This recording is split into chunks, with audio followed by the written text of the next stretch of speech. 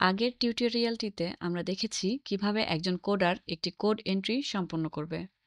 এখন আমরা দেখব একজন কোডার একটি কোড সাবমিট করার পরে সেই কোডটি একজন সুপারভাইজারের কাছে কিভাবে আসে এবং একজন সুপারভাইজারের করণীয়। প্রথমেই icms.gov.bd ওয়েব অ্যাপ্লিকেশনে একজন সুপারভাইজারের আইডিতে লগ ইন করতে হবে।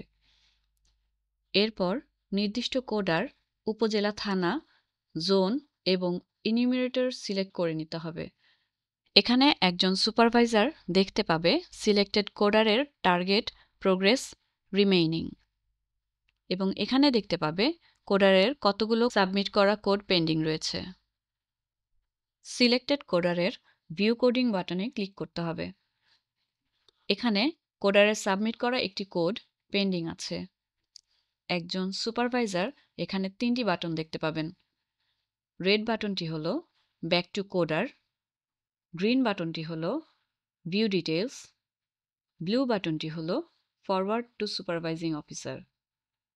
গ্রিন বাটন ক্লিকের মাধ্যমে সুপারভাইজার কোডারের ইনপুট দেওয়া তথ্যগুলো দেখতে পাবেন।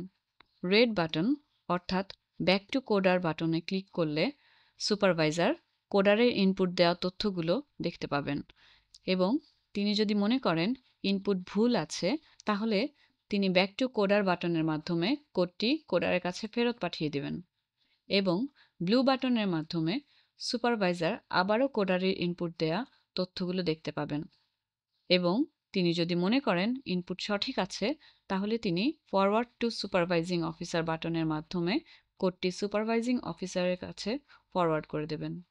আমরা টিউটোরিয়ালের স্বার্থে এই কোডটি সুপারভাইজিং অফিসারের কাছে ফরওয়ার্ড করে দিচ্ছি। কোডটি সুপারভাইজিং অফিসারের কাছে ফরওয়ার্ড করা হয়ে গেছে এবং এখানে কনফার্মেশন অ্যালার্টটি দেখা যাচ্ছে।